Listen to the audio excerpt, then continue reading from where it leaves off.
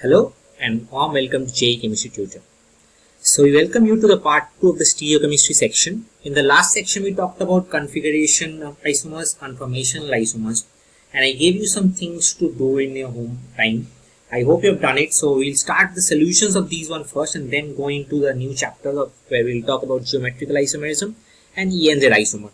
Okay, let's start with this. So I told you to define each as either configurational isomer or conformational isomer. Okay, let's look at this one first. Now, this is a Newman projection. We'll talk about projections in later videos. Let us suppose, now we have this methyl hydrogen and H in this case, and in this case also we have the methyl hydrogen and hydrogen. So both these cases the front part is fixed. We are only rotating the back part. Okay, let's see. If we rotate this hydrogen to here, this hydrogen to here, and this methyl to here, okay, what will we get? So this hydrogen goes here, which is this molecule, this hydrogen here, this hydrogen goes here, which is this one, this methyl goes here, which is this one. So we can easily get this to this simply by rotating clockwise.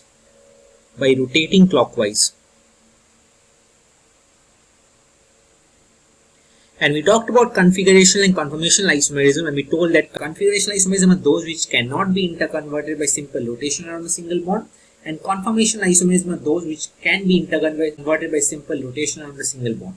That is, configurational isomers are not interconvertible and conformational isomers are interconvertible. Okay, let us look at this. So if we rotate clockwise, we can convert this molecule to this molecule. From this we can go to this by simple rotation around the single bond. So these are conformational isomers. Conformational isomers. I will not write the full, I will just write the answer. So the first one is a conformational isomer. I hope you got that right. Okay, let's get to the second one. Now this is a trick question. This is, if I am telling the answer, this is neither a configurational isomer nor a conformational isomer. So this is neither a configurational isomer nor a conformational isomer. Then what is this? Now I told you configurational isomer and conformational isomerism comes under the broad spectrum of stereoisomerism. The isomerism can be broadly classified into constitutional isomerism and stereoisomerism. Now for constitutional isomerism we have to look at the arrangement of the atoms in space, while for stereoisomerism we have to look at the 3D orientation of the atoms in space. So first let us look at the arrangement of atoms in space. In this case the arrangement was the same, so it is a stereoisomer. Then we have to look at configurational isomer and conformational isomer.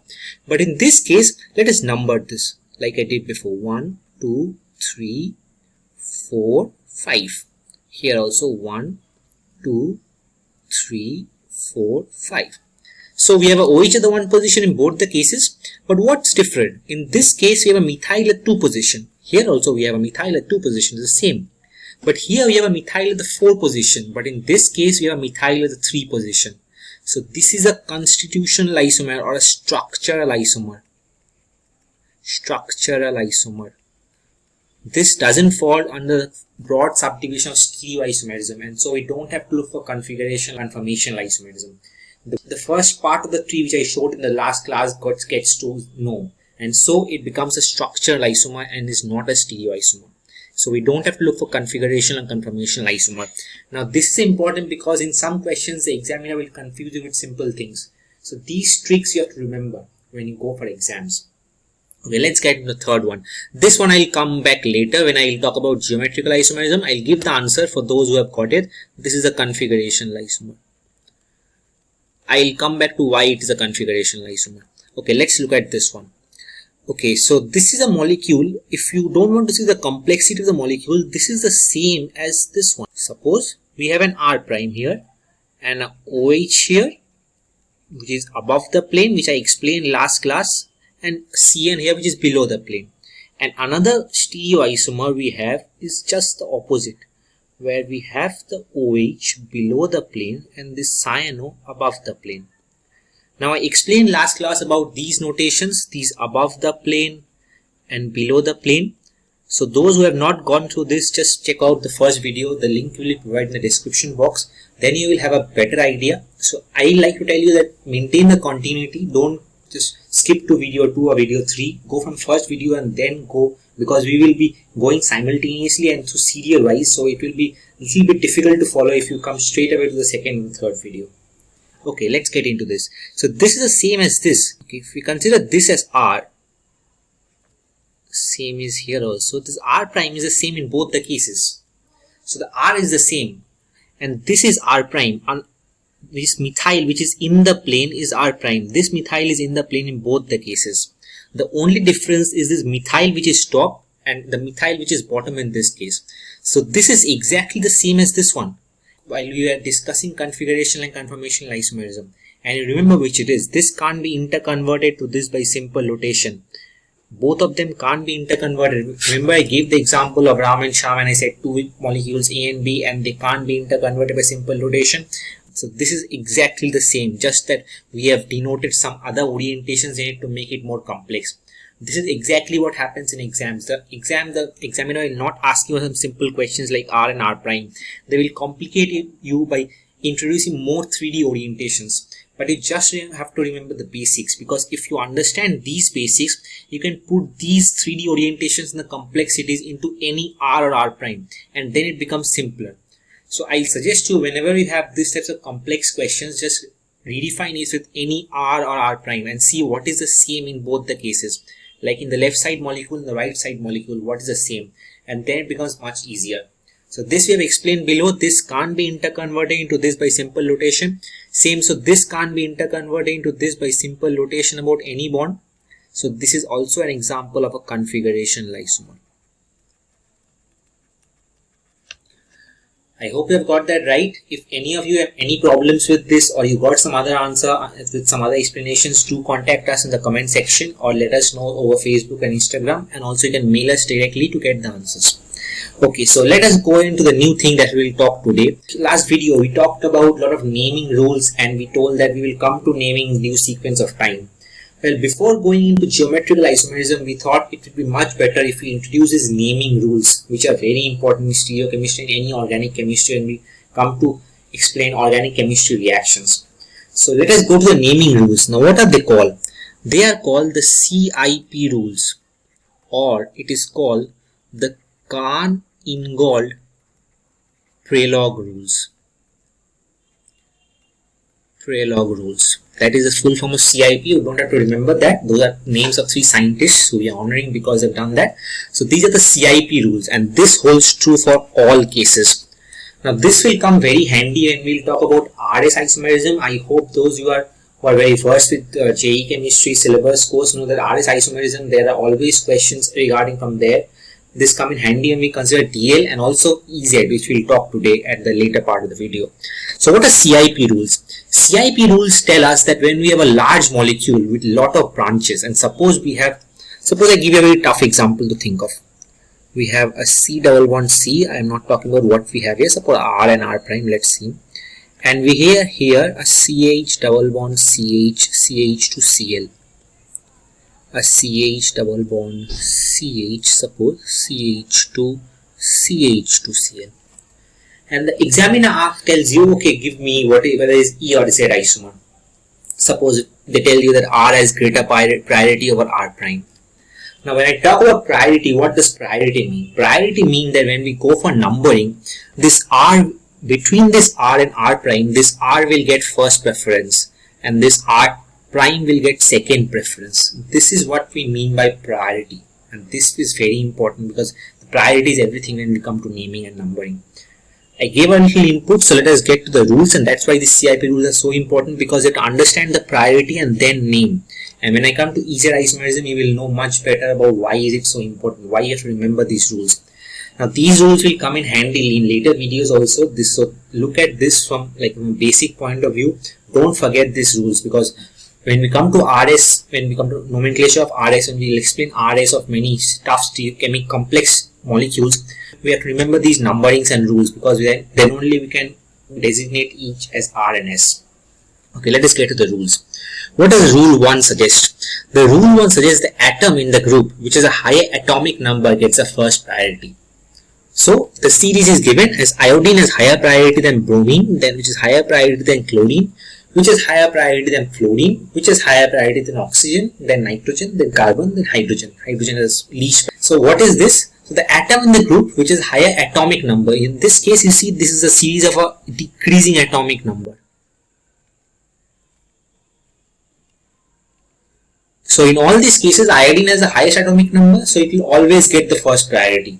What do I mean by it? Suppose I have a molecule, we have a Ci fluorine, and I want to assign priority to. So this iodine will get first priority, this fluorine will get second priority. It will be much easier when we come to like real-time molecules, but this is what it is. Suppose we have anything, any bond, single bond, whatever we have, double bond. So the atom which is higher atomic number gets a priority. Okay, let's look at the second rule. The second rule tells us that if we have two atoms with similar atomic number, suppose we have a carbon given, two carbons, we have to find a competition between two carbons, and suppose both are CH3. Then it says that if there are two isotopes, the one which has a higher mass will get the first priority. Higher mass will get the first priority. This is very important. And see the examples. Deuterium, which is a higher mass, which is more than hydrogen, gets the priority. See 13C, which is a higher mass, gets the priority over 12C. So here if I designate this as 13 and this is 12. So this will get the first priority, this will get the second priority. So what we said before, we said that the atom which has a higher atomic number in a group gets the first priority. Then we talked that suppose if two atoms have the same atomic number, then the isotope which has higher mass will get the first priority. Okay, let us get into the third one. Now suppose we have a molecule, suppose we have two branches and we want to get the priority, we want to get the naming, that which branch will get priority. Suppose we have a CH2, CH2, another CH2 and then OH. In this case we have a CH2, CH2, another CH2 and then suppose fluorine. Now I told you before that the one which is the higher atomic number gets the priority. Okay, let us look at this. We have a carbon attached to another carbon, which is attached to another carbon and two hydrogens. Let us come here. We have a carbon attached to another carbon, carbon attached to another carbon, which is attached to another carbon. Okay, let us number 1, 2, 3, 4. 1 prime, 2 prime, 3 prime, 4 prime. This one carbon is attached to the second carbon and two hydrogens. This 1 prime carbon is attached to 2 prime carbon and two hydrogens. And I say it is not isotope, both are 12C. So we can't distinguish in this case. We can't come here and say, okay, we can distinguish here. In this case, we have to move forward to the next atoms to compare so as to get the priority. What do I mean? If we can't have a definitive solution in these 1 and 1 prime positions, then we go to the 2 and 2 prime positions and compare between them to see what happens. Let's go to the 2 and 2 prime positions. The 2 and 2 prime positions are also the same. It has a carbon which is attached to another carbon, the third carbon, and two hydrogens. Same case below, this carbon is also attached to this carbon and two hydrogens. Now again the 2 and 2 prime are also same as 1 and 1 prime. So what do? We further go on. We go to 3 and 3 prime. And this we continue till we have a definitive solution. So what in this case the first two rule fails, where we say that the higher atomic number gets the preference, and if two atoms have the same atomic number, the one with the higher isotope gets the preference. But here we have to look forward, not at the first atoms or the first groups. We have to look at farther groups. Suppose 3 and 3 prime. If you see carefully, the 3 and 3 prime are also the same, or they are not the same if you see. So here the carbon is attached to this carbon and a OH group and two hydrogens. And this carbon is attached to this carbon and a fluorine group and two hydrogens. This is 3 prime hydrogens. Now we know fluorine has a higher atomic number than OH. Fluorine atomic number is greater than oxygen. OH is same thing, OH. So then this 3 prime will get preference. That means this branch, this whole branch gets first preference. This becomes 1 and this becomes 2. That's how we denote priority, and that is what the third rule states. To read it, if we cannot compare with the atoms in the first place, then we look at the atoms in the second place. If that does not give us conclusive results, we compare between the atoms in the third place, and so on until we get a decisive result. This is very important when we talk about long chain molecules or large scale molecules. Not at all probable to designate between the first two positions. You have to go to larger positions in order to understand what the conclusion is and what is the priority in terms of numbering. So this is rule 3. Now rule 4 is the one in which the children or students are the most problem, because the first 3 rules are mostly same and it's easier. In this case, we say that in case of multiple bonds, the preference order is triple bond has higher preference than single bond, which is higher preference than, double bond, which is higher preference than single bond. Now this does not always hold true. You can't just close your eyes and say, okay, I have a triple bond that will get first preference, a double bond that will get second preference, and a single bond that will get third preference. No. Okay, let us look at 2 examples. Suppose you have an isopropyl group, methyl, methyl, and we have a phenyl group, suppose.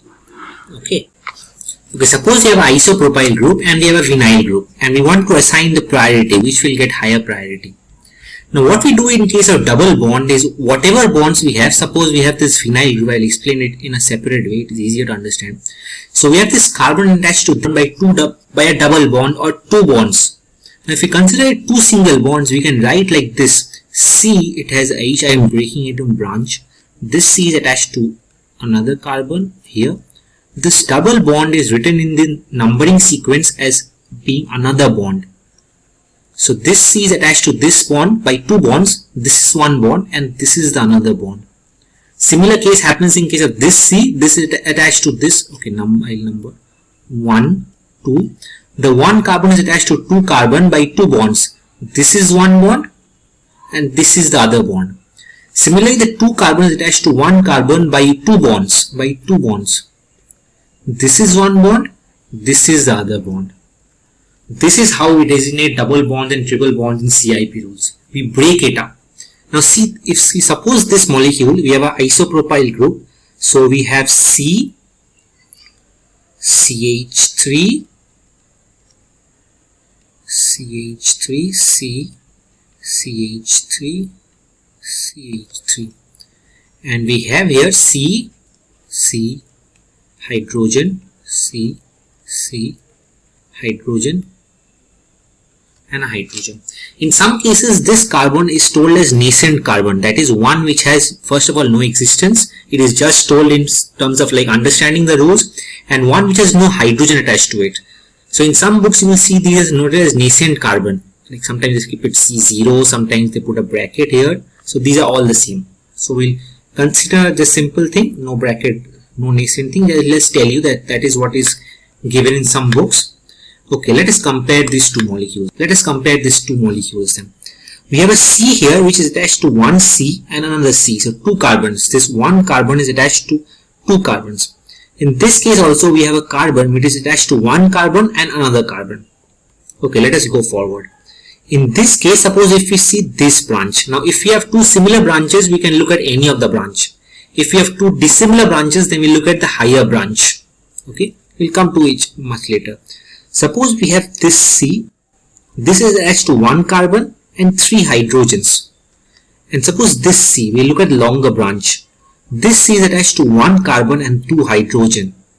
So in this case, the phenyl group gets the preference. But this is not always true. In this case, the vinyl group gets the preference. There are examples where the single bond gets the preference. Okay, so let's do this first. Okay, so I have told you about CIP rules. These are easy. As I told, apply the 3 rules and just do this. I'll give you some 2 to 3 seconds time to tell me which side gets the preference. I'll explain the question. This question is which side, which branch. Either this branch gets the preference or this branch gets the preference. Same thing is applicable in question number 2 also. So just it will take very little time, 2 seconds to do it. So do it. If you need more time, pause the video here. I'll give the solution right now and then we'll go on to the next. Okay, let us suppose here we have a C attached to a CH2 group. Let us suppose this, a C attached to CH2 group. So the 1 and 1 prime, if I am giving this 1 and this as 1 prime, has no difference. The same. Let us look at here. This carbon is attached to a C group. This carbon is attached to another carbon. So same. Now let us look at the 2 position and the 2 prime position. At the 2 position, the carbon is attached to 3 hydrogens. And the 2' position, this is the 2 position, and the 2' position, the carbon is attached to 2 hydrogens and a chlorine. This is the 2' position. Now you tell for me what will get the preference. This is easy. We have a 3 hydrogen competition versus 2 hydrogen and chlorine. Chlorine has a higher atomic number than hydrogen. So obviously the 2' will get the preference over 2. So we have a solution here. So which one gets the preference? This downside one gets the preference. So this is 1, this whole circle is 1, and this is 2. So in absolute sense, this part is the 1, or this group is the 1, first priority. This group gets the second priority. So you got it? Let us do the second one. Okay, we have to understand between this one and this one. Again, this carbon is attached to this carbon, which is CH2, CH2. So CH2 versus CH2, priority termination, both are same. We go to the second position. Where in the second position we have a CH2 versus again a CH2. It is again a CH2 versus CH2 competition. Again the same. So even the second position we can't understand which one gets a priority. Let us go to the third position. In the third position we have a competition between a chlorine versus an OH. Or chlorine has a higher atomic number than oxygen. So this whole branch will get the first priority, and this top branch will get the second priority. It's easy. I hope you understood. So this is all about Karl-Ingolf-Prelog rules. Okay, I'll do one of them and I'll ask you to do the others, and then we'll come to geometrical isomerism. Okay, so I'll do the first one. Okay, so and the other two, the second and third one, are your homework. So do let me know if you have any problems. Double bond. Okay, I'll do the first one, then it becomes easier. We have a CH2. I'll draw in the strict sense, then it becomes easier. A CH3 versus a vinyl group. Now, what they tell about vinyl group? This group, that this double bond we can write in strict sense or in Karl-Ingolf-Prelog rule as CH and a carbon and another carbon. So these are the two bonds. For this also there are two bonds. So this is one bond and this is another bond. And what they tell about these are nascent carbons. Nascent carbons. So we have a competition between these two. I will not draw it again. We have a competition between these two. So which one gets the preference? We have a carbon here which is attached to two carbons. We have a carbon here which is attached to one carbon and two hydrogens. In the first place only we get the result. So this vinyl group gets the preference. This is the number 1 part. This is the number 2 part. Okay. This we have done in the examples. If you don't understand, tell me, I'll do it. So the only third one essentially remains as a homework. So tell me what is the preference between. Okay, let us write. This is tertiary butyl group. So we have a carbon attached to a CH3, another CH3, another CH3, and we have a vinyl group. This is the same. I'll just draw it again.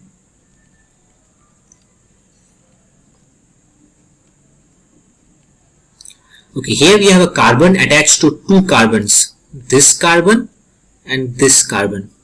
But here we have a carbon which is attached to three carbons, CH3 carbon, this carbon and this carbon. Straight lines on the first place only you get the difference.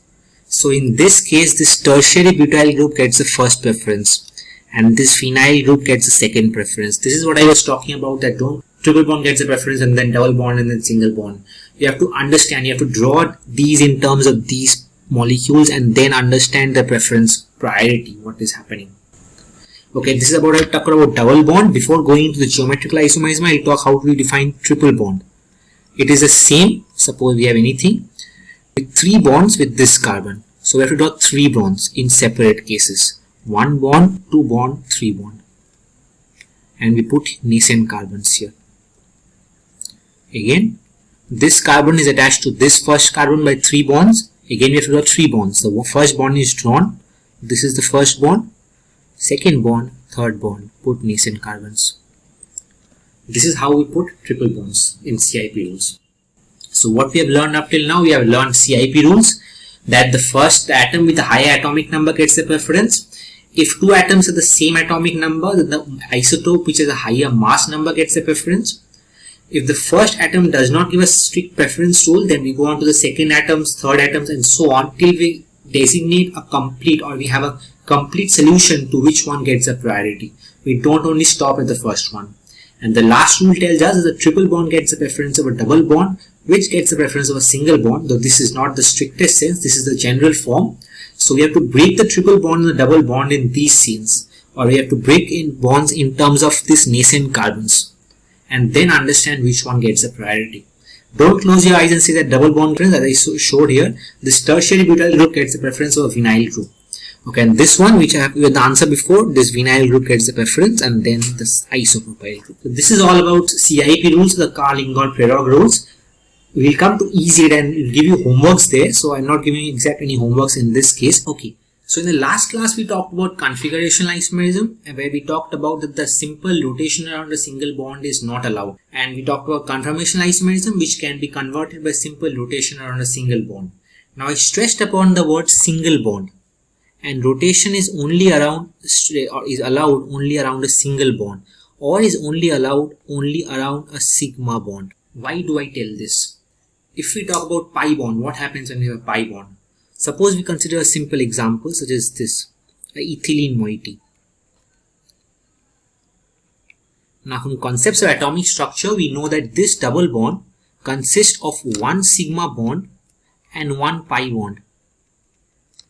So will rotation not be allowed, or will we not come to know whether it is a configuration isomer or conformational isomerism? Okay, let us talk about this. So today we will talk about geometrical isomerism. Geometrical isomerism. I told rotation is allowed only in case of free sigma bonds, and rotation becomes restricted when we have a pi bond. So this case, the rotation becomes restricted. Whenever we have a pi bond, the rotation becomes restricted. So this rotation is only allowed only in case of single bond. As soon as we go to double bond or triple bond, rotation becomes restricted. The free rotation is not allowed. This free rotation is also not allowed in case of ring structure. How do we understand this? Suppose if we have a ring here. This is a ring, a 4-member ring. Suppose we have a 4-member ring. We have a hydrogen here and another hydrogen here.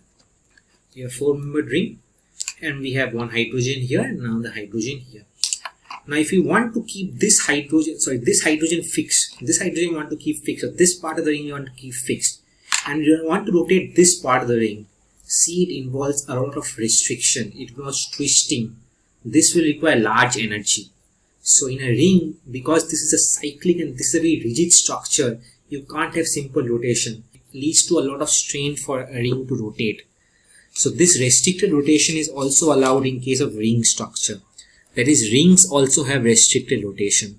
So this double bond, triple bond and ring have restricted rotation. Now we can't just assume simple rotation as we can see in the single bonds.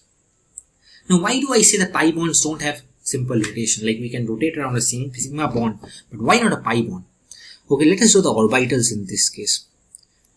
We have a sigma bond, and we have the lobes. These are the p lobes, p orbital lobes. And we have parallel overlap for pi bond. Now suppose I rotate, I keep this fixed and I rotate this part of the molecule. What does the lobe structure become? This remains the same. Suppose I rotate this and the lobe becomes this at any angle I rotate. Can we form a pi bond in this case? We can't form a pi bond in this case. From our knowledge of atomic structure, we know we need a parallel overlap of pi bond. We can't form a pi bond in this case. So as soon as we have rotation, or we rotate the molecule to some degree, the perfect orientation for pi overlap becomes distorted. As a result, the pi bond gets distorted. That's why we can't have simple free rotation in case of pi bonds. Whenever we have a pi bond, we can't have free rotation. The rotation becomes restricted. And that is what we have in case of double bond or triple bond, or in case of ring structure. Rings, because the rigidity brings about a lot of strain for rotation. This gives rise to geometrical isomerism. So what is geometrical isomerism? Geometrical isomerism arises due to restricted rotation around double bond or ring structure. This results in the formation of a geometrical isomers. Now what do I call about geometrical isomers? Well, geometrical isomers are two such molecules, two such isomers which differ only by rotation restriction. Suppose we have a cyclobutane here, a hydrogen here, and another cyclobutane here, hydrogen at the top, hydrogen at the below. What are these? What's the difference between them? First of all, geometrical isomers are configurational isomers. This is something I have to let you know because this is very important. Sometimes examiner tells you classify each as configurational or conformational isomerism and it gives you to geometrical isomerism. So geometrical isomerism are always configurational isomers. You can't convert geometrical isomers by simple rotation. Can you convert this molecule by simple rotation? Okay, suppose I have this is a cyclobutane, and when you're looking at this ring structure, you always look from the base ring, below ring. You always look from below. Suppose you have a 5-membered ring, you always look from this ring. And if this is the hydrogen, it seems like this here the hydrogen is top and here the hydrogen is top. And if the hydrogen is below, suppose in this case, this is the cyclobutane ring. Here at one of the positions the hydrogen is at the top, in other positions hydrogen is at below. 2 positions, suppose hydrogen is the top position, and the 3 position the hydrogen is below. This is how you look at cycloalkane ring. You always look to the bottom, and then you suppose whether the hydrogen or whatever the substitution it is, whether it's at top or bottom, and then you designate. Now can you distinguish this? Okay, let us suppose the hydrogen is at top in the first example. This is the first example. Second one. Okay, let's suppose. So we are looking for the bottom. So we see this is a cyclobutane ring. We have a hydrogen at the top at the 2 positions, suppose, and another hydrogen at the adjacent position, which is also at the top. This is the first one. Let us get into the second one then. Second one has the same position, hydrogen at the top, but at the adjacent position the hydrogen is below. Now can you interconvert this by simple rotation? You can't, right? You just, because if we rotate this molecule with 2 hydrogens at the top, then both the hydrogens come below. We can't have one hydrogen at the top and another hydrogen below, right? So we can't just convert them by simple rotation. If we have 2 hydrogens at the top and 2 hydrogens below, then we can convert them by simple rotation. Suppose we have this. Suppose. A hydrogen versus another molecule. Suppose we have a hydrogen below and a hydrogen below. Now, these are not geometrical isomers, first of all. These are the same molecule. In both the cases, we have either the 2 hydrogens at the top or the 2 hydrogens below. We can simply convert them by rotation. These are not geometrical isomers, mind you. This is very important when you understand what is geometrical isomerism and which 2 isomers are exactly geometrical isomers. This is an example of a geometrical isomer. This is not. Okay, so that is what geometrical isomerism. It rises due to restricted rotation. Here we can't just simply rotate. Suppose in case of butane, we kept one methyl group fixed and rotated the other methyl group. This can't happen here. You just can't tell me, okay, I'll rotate this hydrogen and bring it here. No, this can't happen because it's a ring structure. The rotation becomes restricted. That is why it results in geometrical isomer. Geometrical isomerism doesn't arise in simple straight chain alkanes. In this case, you will never have geometrical isomerism because the rotation is not restricted. There is free rotation. Okay, this is a Cis Isomer. If you see carefully, both the hydrogens on the same side of the ring. Both are above the plane. So this is a Cis Isomer. What is a Cis Isomer? Cis Isomers are where both the substitutions of both the groups are on the same side of the ring or same side of the double bond. This is a trans isomer. See, one hydrogen is at the top and another hydrogen is below. So this is a trans isomer. In this case, both are Cis isomers. In both the cases, either the 2 hydrogens are at the top or the 2 hydrogens are below. So this is what is cis and trans. The essential rule of geometrical isomerism is that different functional groups must be attached on each side. Okay, let us suppose we have a double bond. Okay, first let us talk about cis isomerism in a double bond, then we will talk about different substitutions. We have a methyl here, hydrogen, methyl, hydrogen, methyl, hydrogen, hydrogen, methyl. You see both the methyl are on the same side of the double bond, are on top of the double bond. So this is a cis isomer. You compare between 2 sides of the double bond, both the methyl groups are at the top. Similar is that both the hydrogens are on the below side. So this is cis isomer. Let us go here. One methyl is top, another methyl is bottom. This methyl is in the top position, this methyl is in the bottom position. It is pointing below. So this is a trans isomer. This is how we look for cis and trans in double bond. So we'll talk about what is geometrical isomerism and why I said different functional groups must be attached on each side. Suppose we have this example. We have hydrogen here, methyl here, H, and another molecule, hydrogen, methyl, H. Now this is the same molecule, because suppose if I rotate this molecule, so this methyl will come below, like here. This hydrogen will also come in position of hydrogen, but these two are indistinguishable. So these are not geometrical isomers. If I say that I keep this double bond fixed and I rotate this, and not rotate, I interchange their positions, because rotation is restricted. Suppose I interchange their positions, these hydrogens are indistinguishable. Same in this case, these two hydrogens are indistinguishable, they are same. So I won't be able to distinguish, okay, whether the top hydrogen came to below or the below hydrogen went to top, because both are the same. So for geometrical isomerism, different functional groups must be attached to each side. Like we have here methyl and a hydrogen, we also must have two different groups. Suppose we can only do geometrical isomerism when we have an R and R prime, when R and R prime are not the same, and we have methyl hydrogen, both the sides. Both the sides, different functional group must be attached on each side for it to show geometrical isomerism. Tell me something, this is very important.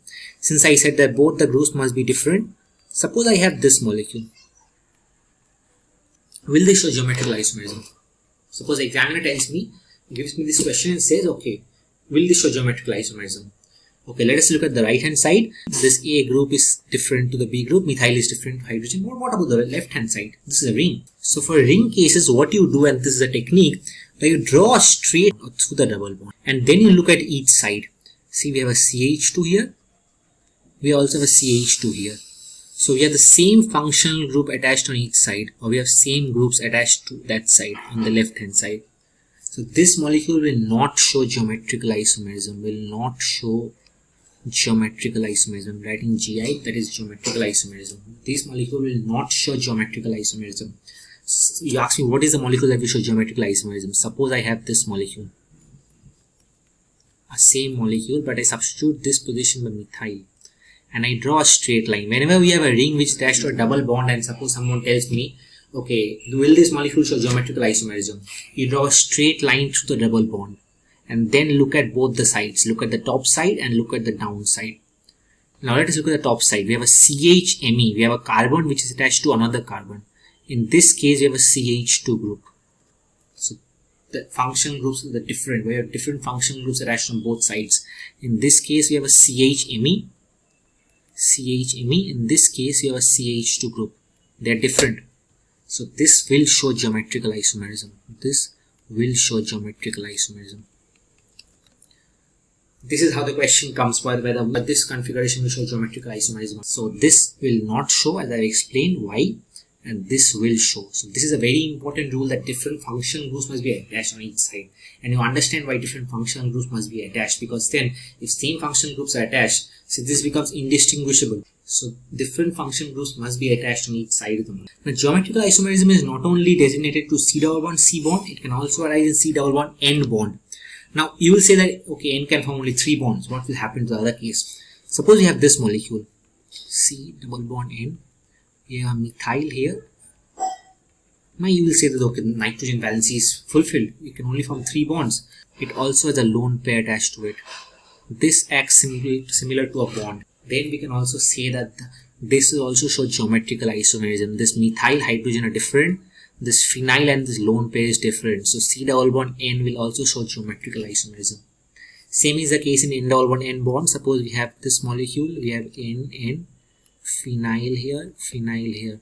Don't forget that the other part of the molecule is covered by lone pairs. This we consider as a group in geometrical isomerism. So geometrical isomerism is not only restricted on C double bond C, it also occurs on C double bond N, N double bond N, and also ring structure. Before going to ring structure, geometrical isomerism is not possible in case of triple bond. If you have a triple bond like this,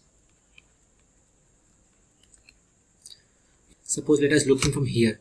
We have the R at the front position and R prime in the back. and the C are same. Both are the carbons. Suppose we are looking from this side. We only have R prime here, and again both the C's are similar. So we can just change the orientation to look at the other way, but the molecule remains the same. We can't change it to another configuration. Understand, right? Suppose you have a double bond. Methyl can be converted to hydrogen, and this hydrogen can be converted to methyl. Cis trans we can convert into this. But in this case, we have only one position to change. We can't change the other position because the carbon is already formed 4 bonds. So geometrical isomerism does not occur in case of triple bond. It is only restricted to double bond and rings. Okay, let us go to rings then. So geometrical isomerism occurs only where it's a single bond in ring structure. It also occurs in double bond in ring structure, but we'll get to that later. Suppose we have this molecule. We have a chlorine here, and the examiner tells you, okay, will this molecule show geometrical isomerism? I say no. Around this ring it will not show. Along this double bond, this molecule will show geometrical isomerism. But again, that has its own fallacy. Okay, let us draw this molecule. We have here a chlorine. We have a hydrogen here. There is no other bond which will give the orientation difference. We can't have another bond. We can't have a hydrogen here. It is already, the chlorine is already fulfilling its valency. Or we can't have any other group there which will change its orientation for it to show geometrical isomerism. So only single bonds in ring structure show geometrical isomerism. Like I've explained below, suppose I have a hydrogen here and a hydrogen here, and then I have a hydrogen at the top and a hydrogen below. Don't tell me hydrogen below. If we put both hydrogens below, it's again the same structure as I've explained below. So don't confuse there. In this case, we have one hydrogen here and another hydrogen here. Okay, what happens if we put both hydrogens below? These are not geometrical isomerism. They're the same molecule. So this will show geometrical isomerism. The geometrical isomerism is shown only when we have a single bond in the ring structure. Only when we have a sigma bond. If we have a pi bond attached to the place where we want to, doesn't have a geometrical isomerism then. Geometrical isomerism then is shown with respect to the double bond, and I will come to later. Okay, so this is a cis isomer as I explained before. This is a trans isomer because both the are on the same side of the ring. In this case, they are on the opposite side of the ring. One hydrogen is at the top, another hydrogen is below. That's a trans isomer. We can change this to other orientations as well. Suppose we have a cyclohexane ring. Cyclohexane, and we draw the orientations. Methyl, methyl, another methyl, methyl. Again we draw, keep this position fixed, and we change this position. Hydrogen. See, this is a cis isomer because both the methyls are on top and above the plane. This is a cyclohexane ring. We are seeing from the below. Cyclohexane ring. Both the methyl groups are on above the plane. So this is a cis isomer. You can see one of the methyl groups is above the plane, the other methyl group is below the plane. This is a trans isomer. Okay, so you got it, what is cis and trans and how we define geometrical isomerism in single bond alkane structures. Next we go on to double bond in cycloalkane structures. Why I said that double bond will not show geometrical isomerism with respect to the ring. Let us suppose this molecule. Now, many students will tell me, okay, this molecule will show geometrical isomerism. Even suppose this molecule will show geometrical isomerism because this bond is above the plane.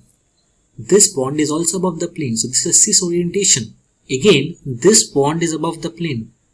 With respect to the double bond I am talking, with not respect to this ring.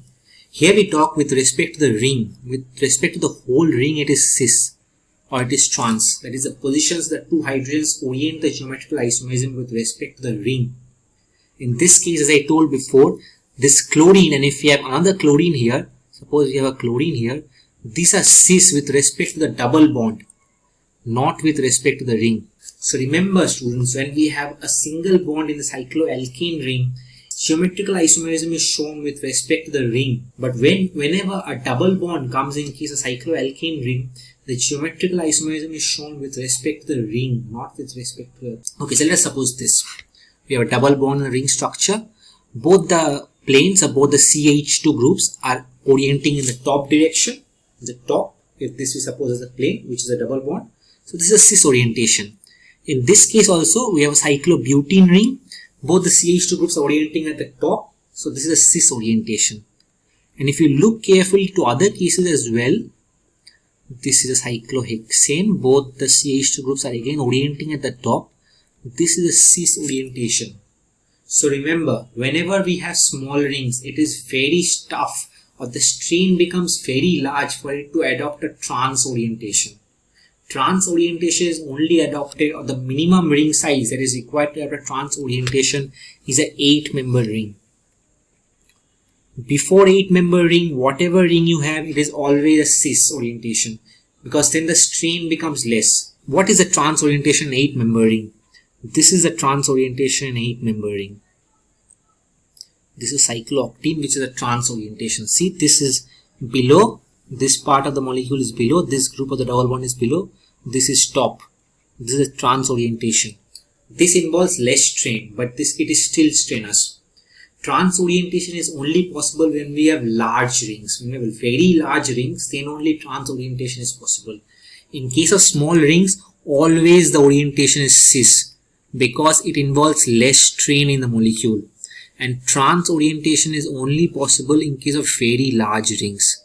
And the minimum size of the ring for which trans orientation is possible is an 8-membered ring. This is the minimum size. If below 8-member ring, trans orientation is never possible. Okay, now some of you may ask this question, encountered before also. Suppose someone tells me I have a 10-member ring. I hope I am drawing a 10-member ring. Just count them. Suppose I have a 10-member ring. And someone tells me, okay, now there are some books or some internet where they tell that the rotation is allowed in a 10-membered ring or in a 12-membered ring or larger ring, 60, 50-membered rings. Yes, this is another point which I didn't mention before. I said rotation is restricted in rings, but as the size of the ring increases, the strain involved in rotating one part of the ring, suppose I rotate this part of the ring, the strain which is getting involved in rotating one part of the ring is overcome by the large size of the ring. So this free rotation is allowed in case of larger rings. In case of larger rings, the free rotation is allowed. Free rotation is allowed. That is, the rotation doesn't become restricted. This restricted rotation is restricted to smaller rings, where the strain can't be overcome by the ring structure, the ring energy. Okay, so don't forget the students that larger ring, the free rotation is allowed. And whenever you have a cycloalkane ring, which is a double bond, it is always in cis orientation if it is a smaller ring. Till 7-member, you don't have to think about trans orientation, because till 7-member ring, the trans orientation involves very large strain that can't be overcome by the strain energy. The trans orientation is only possible from 8-member ring and to larger rings. Okay, so this brings us to the end of geometrical isomerism. Not the end, the sort of end. So we'll do some examples, and you will tell me whether if these molecules will show geometrical isomerism or not. This comes in questions whether they give you a molecule and tell you, okay, tell me now, will this molecule show geometrical isomerism or not, based on the rules I told you. What are those? Geometrical isomerism arises to restricted rotation about double bond. Different functional groups must be attached on each side. And it only arises in case of the single bond of cycloalkane ring, when we are talking about the ring only. If you are talking about double bond, then we include the double bond in the ring structure. Okay, let us look at this one. This is a benzene ring. It has a sp2 center here. Any of the centers you consider, this is a symmetrical molecule. This is a sp2 center. We have a methyl group, and we have nothing other than that. We have a hydrogen here, hydrogen here, hydrogen here. We can't compare this and this because we are talking about the full ring. In this ring, we can't have another orientation. We don't have another hydrogen which we can restrict the rotation and say, okay, we have another isomer. So this will not show geometrical isomerism. You understand what I am telling? Because we can't convert into isomer restricted rotation. Like I talked about cis and trans, we can't just change the orientation in this case. And this is an example where I told that we can't have a double bond or a sp2 center in the ring to show geometrical isomerism with respect to the ring. In this case, we have 3 sp2 carbons. So we can't show geometrical isomerism with respect to the ring. Even one sp2 carbon is good enough not to show geometrical isomerism with respect to the ring.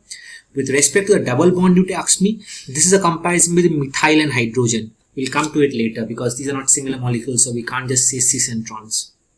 Okay, let us look at number 2 then. Okay, number 2 is we have a methyl and a hydrogen here. Very good, it's good. But here we have a hydrogen and a hydrogen. And I told you before, different functional groups must be attached on each side of the molecule for it to show geometrical isomerism.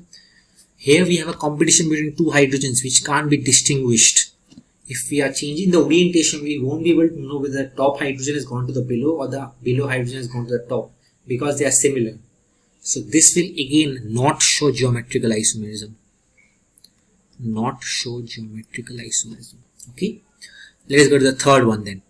We have two which doesn't show geometrical isomerism. What are the chances we have for the third one? If we draw this nitrogen, suppose chlorine, I draw cis orientation. We have a lone pair here. Okay. Now both these sides are different functional groups. We have methyl in a lone pair and a chlorine in a lone pair. Different functional groups. There is no, this simple, it is a double bond structure, not a ring. And it has different functional groups. So this will show geometrical isomerism. As in an alkene ring, if someone tells you, okay, will this show geometrical isomerism or not, just look whether we have different functional groups or not. If you have different functional groups in an alkene system, it will always show geometrical isomerism. This sp2 and sp3 thing comes into case when we have a ring structure. Okay, so we have an alkene system, we have an N double bond N system. The functional groups are different. Methyl versus lone pair, chlorine versus lone pair. Different functional groups. It will show geometrical isomerism. Okay. Okay, let us look at the fourth one. I did this before, I think. And as I don't think I need to tell you again, this will not show geometrical isomerism. Remember, I told that we put a line through here. And we have a CH2 here, another CH2 here. The same functional group. We have an alkene system. So we only have to look at the different functional groups for it to determine whether it will show geometrical isomerism or not. With the same functional group, it will not show geometrical isomerism. I have explained this below, so I will not explain. Again, this one also I have explained below. Before I think we have an alkene system. Whenever we have an alkene system, what they tell you to see whether we have different functional groups attached to it or not. Okay, let us see. We have a CH methyl, and a CH2 here, different functional group. We have a hydrogen and chlorine, different functional group. So this will show geometrical isomerism. Okay, and then the last one. Now this is the most important one of them. You may see that first glance, okay, we draw a line through this. We have a methyl here, so we have a CHMe. Again, we have, since you see it's a double bond, so what we see, whether we have different functional groups attached to it. So we have CHMe, same functional group, not show geometrical isomerism. I tell well, we are right. It will not show geometrical isomerism.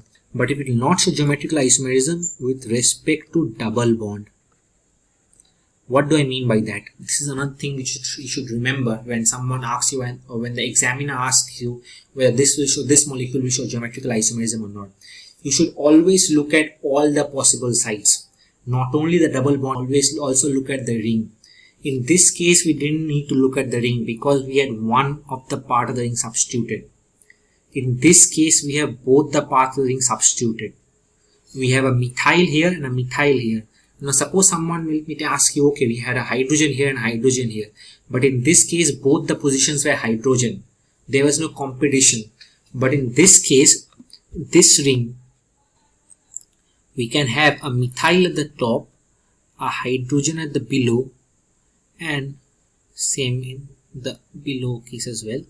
And another isomer where we have, okay, let us keep the top part fixed, methyl top, hydrogen below, and we have a hydrogen at the top and a methyl at the below.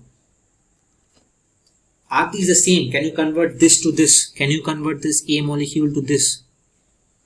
You can't, right? This is a geometrical isomer because only they differ in the orientation of these methyl groups and this hydrogen. The top below, just the different. The top part is the same. So this will show geometrical isomerism with respect to this ring. Will show geometrical isomerism with respect to the ring, but it will not show geometrical isomerism with respect to the double bond. This is very important. When the examiner asks you whether they will show geometrical isomerism or not, you should always look at all the possible sides. Then only you give the answer. This answer of this should be, this will not show geometrical isomerism with respect to this double bond, but it will show with respect to this ring. Now someone tells me, okay, I have the same molecule here. I can have hydrogen above, again hydrogen above and hydrogen below. This is the same. In both the cases we have a CH2 versus CH2 competition. But I tell you, draw down the geometrical isomer of this. You change the orientation of this hydrogen. Again, if you change it to another hydrogen, the molecule will be the same. What may be the other geometrical isomerism based on this? That we have hydrogen here and hydrogen here. And again, hydrogen here, hydrogen here. What is the difference? They're the same. So this part of this trick of geometrical isomerism arises when we have a ring which is substituted at both the positions. If we have hydrogens, like in this case, we have hydrogens at the two positions, they're the same molecule. We can't interconvert them by geometrical isomerism. That's why this molecule does not show geometrical isomerism. So with respect to the ring, with respect to the double bond, it does not show geometrical isomerism.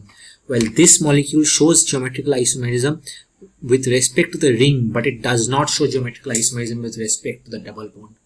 Okay, I hope you have understood what is geometrical isomerism. Six examples that I want you to solve and come to the next class. Okay, this is all about geometrical isomerism and whether this specific isomer shows geometrical isomerism or not. These are 6 examples I've given you, so do try this. These are very easy, and among the concepts that we have discussed, try this, and if you have any difficulty, do let us know. We'll explain it again. And this is all about geometrical isomerism. Finish this, we'll start the next video with this. But before finishing this video, I know this video has gone a little bit long, but I wanted to finish the geometrical isomerism in one go because this keeps a continuity in it. So do see the full video. And because if you don't have this continuity, and I suppose tell one part of geometrical isomerism today and then skip it and go to the next video, then it loses the continuity. So I wanted to keep the continuity and finish geometrical isomerism today. The last part of geometrical isomerism is the E versus Z nomenclature. What is E versus Z nomenclature? Remember the priority rules I talked about? That will come handy here, the CIP rules. Now what is E versus Z nomenclature? Now what is cis versus trans first of all? Suppose we have this molecule, methyl, not my favorite group, but still, this is a cis molecule. Okay, and this is a trans molecule. Hydrogen. This we know, we have talked about before. This is a cis molecule and this is a trans molecule. Okay, fair enough. Suppose we have this molecule, Cl here, methyl here, fluorine here. How do you say whether it is a cis or a trans molecule? Here we are comparing between similar groups, methyl and a methyl, methyl and a methyl. Now we have a methyl versus chlorine comparison. Methyl versus chlorine comparison. How do we compare them? We can't compare. We can't simply say that this is a cis molecule, this is a trans molecule. This is where E versus Z nomenclature comes in very handy. What is E versus Z? This E and Z words come from a German word where E is equal to entgegen. Entgegen means the opposite. Entgegen means opposite. And Zusammen, Z comes from Zusammen, which means the same. Which essentially comes from, if the same priority groups are on the same side of the double bond, we call it a Z isomer. A Z isomer. This is very important. If same priority groups on the opposite side of the double bond, we call it an E isomer. Here where the CIP rules, the priority sequence I talked about in the beginning of this video, is coming to play. The priority, you have to remember the 4 rules. When we have a comparison between different groups, we can't just simply say that okay, this is trans. There we look about E and Z. What is Z? If the same priority groups, same side of the double bond, Z. Different side of the double bond, E. Okay, simple enough. Okay, so we have understood what is E and Z, and the priority plays a role. So let us go back to the CIP rules now and see whether it is E or Z. Let us look at the 2 examples before I leave it up to you to do the homework. I have some. Okay. We have bromine versus fluorine competition. Now, one thing you must remember, that you must always look for the priority to the sides of the double bond. Don't look for the priority between bromine and iodine here. Always look for the priority between the same sides or on one side of the double bond, not within the two sides. These are totally different sides, is bromine and iodine. Within the sides you must always look at. Okay. So let us look at bromine versus fluorine. Bromine versus fluorine. First rule, the higher atomic number gets the preference. Which is the higher atomic number? Bromine. Okay, bromine gets the preference. So this is 1, this is 2. Okay, fair enough. Let us look at the next one. It's iodine versus chlorine. Again, just stop at the first rule. Higher atomic number gets the preference. Iodine, higher atomic number. So this is 1 prime. This is 2 prime. See, both the higher priority groups are on the same side of the double bond. Same side. This is the first priority in this side. This is the first priority in the other side. They are on the same side of the double bond. So this is a Z isomer. A Z isomer. Fair enough? Okay, let us look at this molecule then. Okay, I told you, remember rule number 3. If the first atom doesn't give a concerning or a decisive result, we'll look at the second atom, second group. If the second group doesn't give a conclusive result, we'll look at the third group. Remember we did CIP rules? Very important. Okay, let us look at this first group first. We have a CH2 versus CH2 competition. Same. They're the same. We can't distinguish among them. Let's get to the second part of the group. Again, we have a CH2 versus CH2 competition. Again, they're the same. We can't distinguish. Let's look at the third group then. We have a OH versus a chlorine competition. Remember the first rule? Higher atomic number gets a preference. Let us compare between OH versus chlorine. Chlorine has a higher atomic number. So this full down part gets the preference. This full down part gets the preference over this one. So this is the 1 part. This is the 2 part. This is simply for understanding, not for Z, E or Z, just for remembering the CIP rules and which gets the priority. So this below ring gets the priority, this top part doesn't. This is the second priority. It's the second priority. So remember the CIP rules. Don't forget the CIP rules. This will come in handy in RNS also. First rule, the higher atomic number gets the preference. If the atomic numbers are the same, we consider the masses of the isotopes. Whichever is higher gets the preference. If the masses of the isotopes are the same, or if you have similar isotopes, if the first atom doesn't give a conclusive result or the first groups doesn't give a conclusive result, we go to the second groups. If that doesn't give a conclusive result, we go to the third group. And we continue this till we get a conclusive result or we have a conclusive evidence. There may be longer chains where the examiner will give you very long chains and ask you to distinguish between E and Z isomer. So it is very important you just understand that we go on and on. It may be the 7th group may be different. The first 6 groups are same in both sides of the double bond. So you have to check at the 7th group and understand, okay, the 7th position we have a competition between suppose fluorine and chlorine. Okay, then we understand which is the first priority and the second priority. So you have to go on and on. Okay, fair enough. So you have understood E and Z. So today we have talked about CIP rules. We have talked about geometrical isomerism. What are the conditions that results in geometrical isomerism?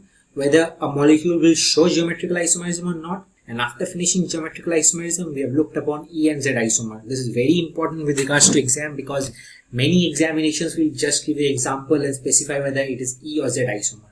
So I give forward with you for 6 examples. Do this. These are very easy. I will not help you in this right now. I will give you the results in the next video, starting the next video. So remember the next video from here and also some questions I have given before. So I'll do those answers and then we will go on to symmetry elements and optical isomers, and from there we'll go on to RS isomer, and from there projections and all which will come in very handy in the examinations.